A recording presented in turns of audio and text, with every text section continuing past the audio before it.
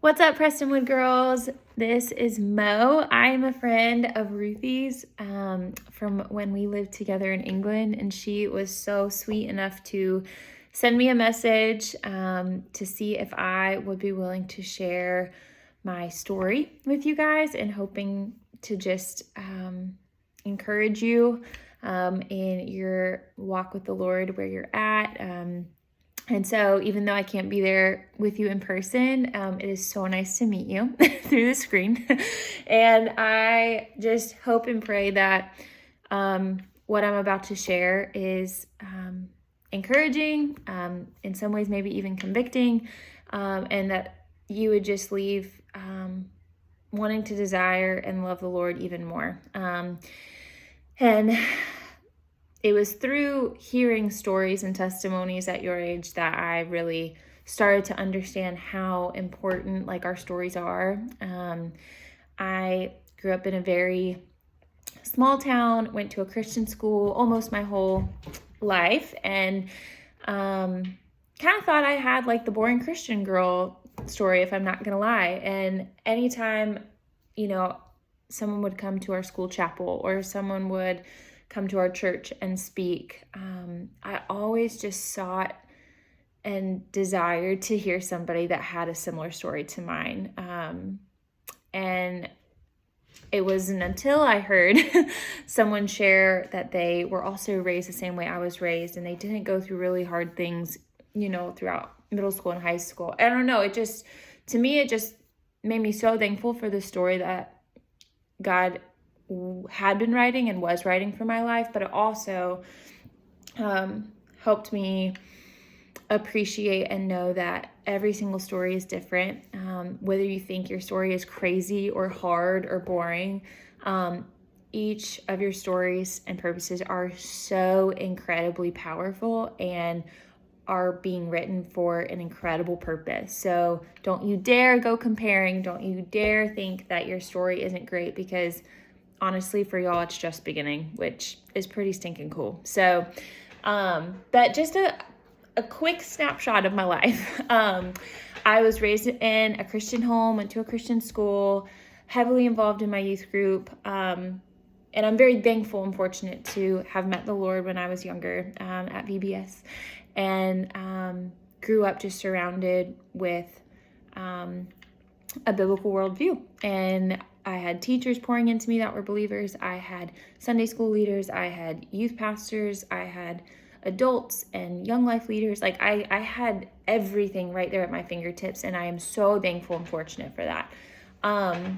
Little did I know I was growing up in quite a sheltered bubble. And I wouldn't go back and change a thing, but I'm thankful things did change at some point. It wasn't until I actually left the country for a missions trip. I played volleyball, and our travel volleyball team, our coaches were believers, and they had connections in England. And so they were like, hey, let's take our volleyball team over to England and teach kids how to play volleyball. Best job ever. So missions trip, first time out of the country. We went over to England this summer before my senior year of high school, and it rocked my world. I remember sitting in front of kids, and they were just asking these crazy questions, being funny, say hamburger, and just the smallest little things that I had never been exposed to. Oh my goodness, this culture is just so different than the small town country American way of living that I grew up in. It just was so mind-blowing to me. But then they started to kind of ask the harder questions, like who is Jesus to you?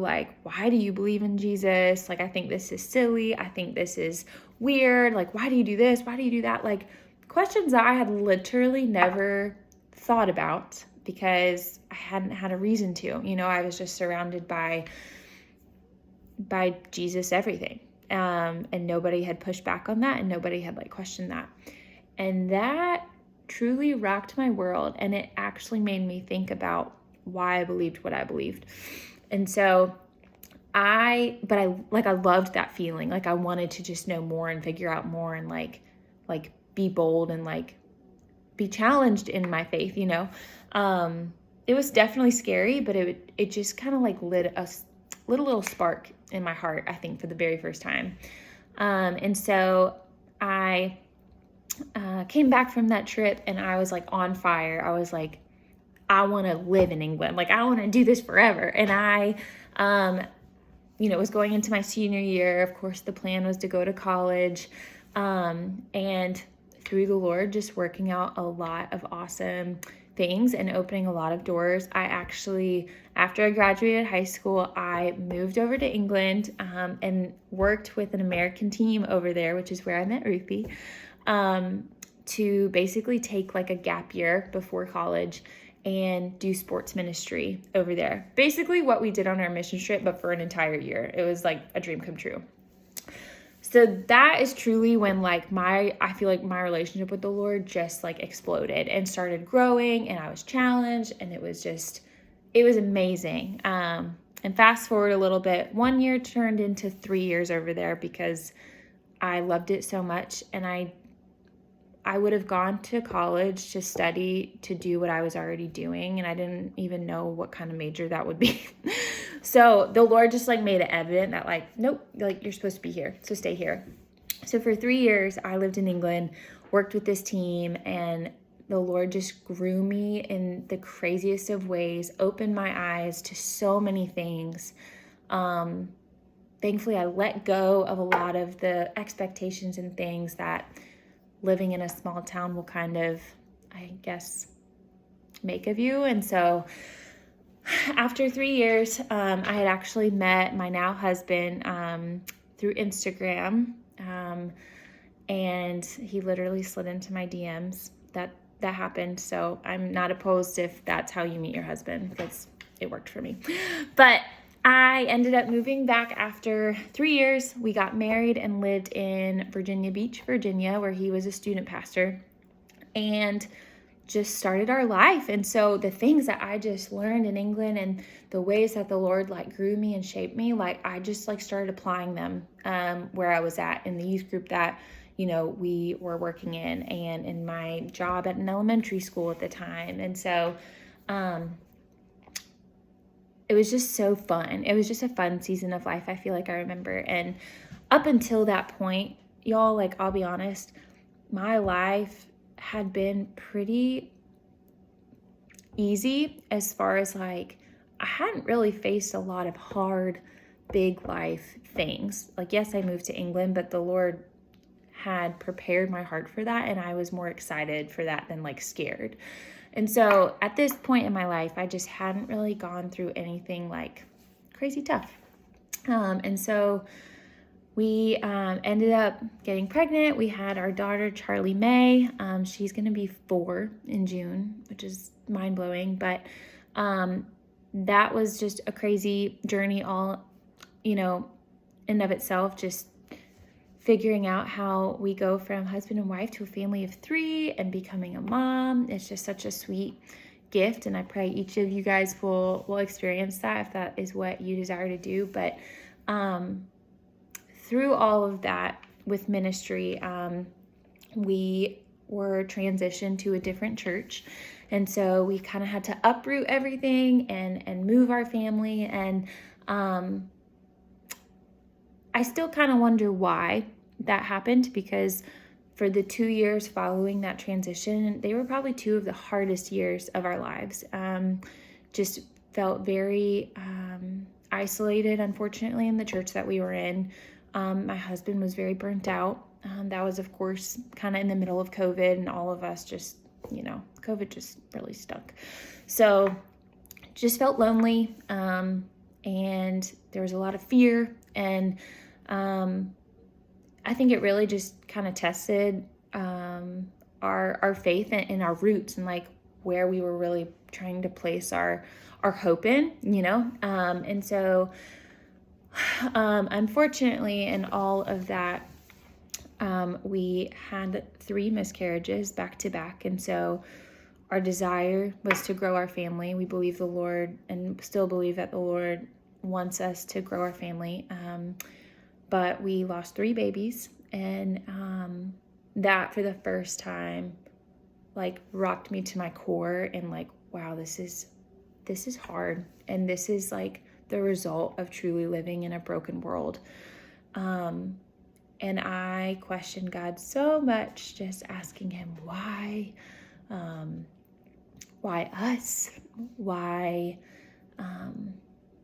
now, and just was very frustrated and angry and sad. And ultimately, one of the biggest things I think that I learned out of that, which can apply to y'all, can apply to any believer, and I think needs to be talked about more, is the gift of lament. And that really isn't talked about a lot in churches and in social circles because it's not a fun thing to talk about.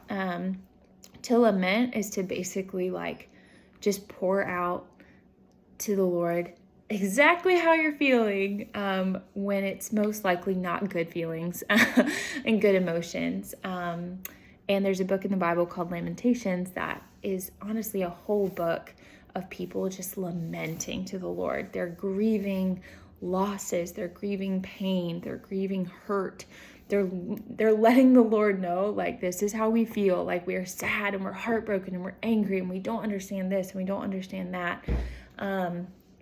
But the amazing thing about lament is that it gives us the freedom and the space to communicate the hard things that we face and the hard things that we walk through with the Lord.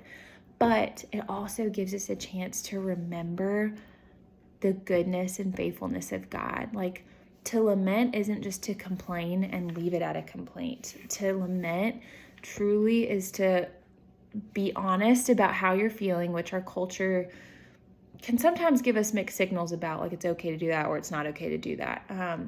But in the Bible, with this gift of lament, like, God wants us to be honest with him. He already knows how you're feeling. He already knows what you're experiencing and what you want to say. So just say it. But to have this posture of like turning away from those complaints once you've let them out and looking at God and saying, but you are still so good, and this is the way that you've been good, and these are the things I remember about you being faithful. And because the truth is, guys, like, you can look at your life right now and maybe you're walking through a really hard season, whether it's at school or with family or with your boyfriend. But the truth is, like, we're gonna walk through these hard times and we're gonna walk through these really tough seasons. But the Lord has still done awesome things in your life. And I guarantee you, if you just sat there for 10 seconds and like reflected back, like, you can think time again of how the Lord reminded you that he's a good father, or that he is your comfort in time of trouble, or that he provided for you or your family. And it's taking those minutes, seconds to remember those things and to like thank the Lord again for those things. So if that doesn't make sense, lament is truly something I think every believer, no matter what age you are, no matter what you've been through, is something to look into, because it is something that has brought me through one of the hardest seasons I've ever walked through. But it's something that I continue to use every day, because there are things that we lament every day, like hard days at school or fights with our parents or whatever it might be. We shouldn't be turning to anything else except to the Lord about the hard things. And so with that, I guess I just wanted to leave y'all with encouragement of, first of all, you are not alone in any way if you are walking through something hard, even if you feel like you're the only person that's like ever experienced a specific hard thing. Know that Jesus has actually bore every single sin, every single ounce of pain and suffering. And so he actually does know like how you're feeling right now. And he wants you to bring that to him, because he doesn't want to see you burdened and heavy laden with that. He wants you to drop that, leave that at his feet, but remember the truth about who he is. And that's why time in the Word, time spent with your groups at church, with your leaders, is so vital, because the gospel and the truth of the gospel is the only thing that can combat or defeat or cover any hard thing that we face. And it gives us freedom and peace and life. And this is like truly something that I am experiencing, that I will continue to experience and learn about. But I can tell you, like, it works. After losing 3 babies, guys, it works. And it's the only thing that works. Like, trying to find your fulfillment, trying to find healing, trying to find anything to numb the pain or to cover up the pain, like, it's not going to work. Only the truth of the gospel and remembering who Jesus is, why he came down to earth to die for us, and why he defeated death and rose again for us. Like, that's all it is that we need. And we need to remember that. We need to continue to remind ourselves that. And the only way by doing that is being in his word and saturating our hearts with that every single day. So anyway, I hope and pray that that can just be an encouragement for y'all where you're at. And if you're not walking through a hard time right now, praise the Lord, because you will at some point. And I want you to be ready, and I want you to know that there's hope in any situation, absolutely any situation. Because of Jesus, there's hope. And I say that being at rock bottom one time and not really knowing that that was truth until I experienced it. Okay. So anyway, I hope and pray y'all have a great rest of your day, time, week, whenever this video is shown. But I just pray and hope that that can be an encouragement for you guys. See you later.